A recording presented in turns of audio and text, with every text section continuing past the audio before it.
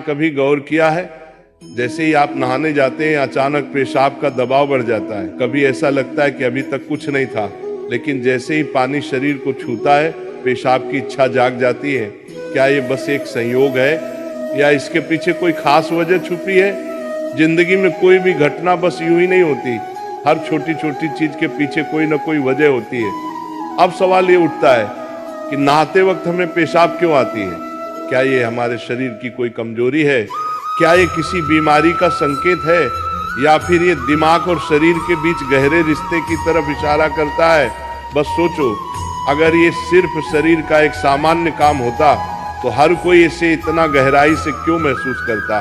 नहाना सिर्फ साफ सफाई का मामला नहीं है। नहाना एक ऐसा प्रक्रिया है जिसमें शरीर, दिमाग और आपकी पूरी चेतना जुड़ी होती है। पानी, जिसे सबसे पवित्र तत्व माना जाता है, सिर्फ आपके शरीर को नहीं धोता बल्कि आपके अंदर जमा थकान, तनाव और दबाव को भी धो देता है। और जैसे जैसे शरीर हल्का हो जाता है उसका दबाव पेशाब के रूप में बाहर निकलता है।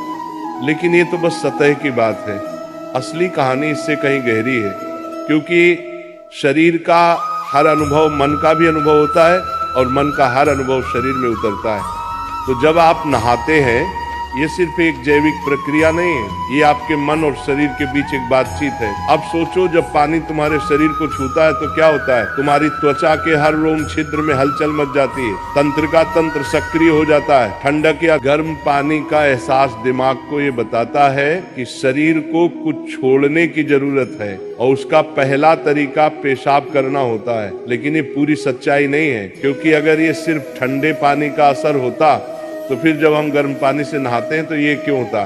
अगर ये सिर्फ मूत्राशय की वजह से होता तो नहाने से पहले ये क्यों नहीं होता, और पानी गिरते ही अचानक क्यों होता है? यही वो राज्य है जो लोगों को हैरान कर देता है। जैसे ही आप नहाना शुरू करते हैं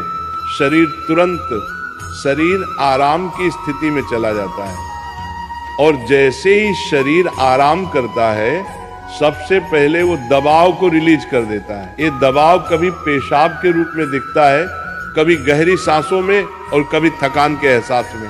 इंसान तब तक दबाव में रहता है जब तक वो खुद को छोड़ना नहीं सीखता। नहाना, पानी में डूबना, ये सब काम इसलिए अच्छे लगते हैं क्योंकि ये आपके अंदर के बोझ को हटा देते हैं।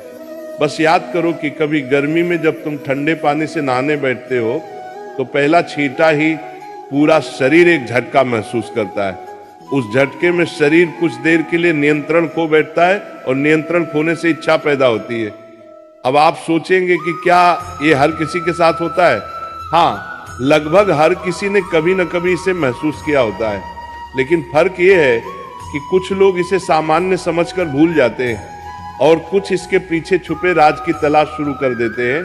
और जो तलाश शुरू करता है वो जिंदगी के असली ज्ञान के करीब पहुंच जाता है, क्योंकि यहाँ एक नाजुक बात छुपी है। पानी और पेशाब दोनों एक ही तत्व से बने होते हैं। जब पानी बाहर से शरीर को छूता है तो शरीर के अंदर पानी का तत्व भी प्रतिक्रिया करता है। यही प्रकृति का संतुलन है, ये एक अनुनाद है। शरीर और प्रकृति के बीच रिश्ता आईने जैसा होता है। जो कुछ बाहर होता है वो अंदर भी परिलक्षित होता है। तो जब बाहर का पानी तुम्हारे शरीर से मिलता है तो अंदर का पानी यानी पेशाब भी बाहर आने को बेचैन हो जाता है।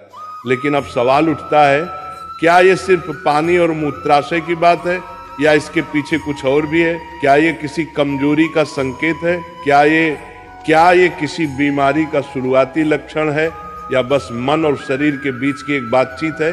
यहीं से हमारी यात्रा शुरू होती है, शरीर के विज्ञान से लेकर आध्यात्मिक दृष्टि तक। क्योंकि अगर हम इसे बिना समझे सामान्य कहकर नजरअंदाज कर देंगे तो हम जीवन के एक बहुत बड़े संकेत को खो देंगे। तो चलिए अब इस रहस्य को और गहराई से समझते हैं।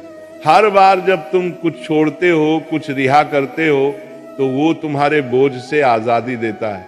लेकिन ध्यान रखना, ये सफर आसान नहीं होगा, क्योंकि जो दिखता है वो सच नहीं होता, और जो नहीं दिखता वो गहरा सच होता है।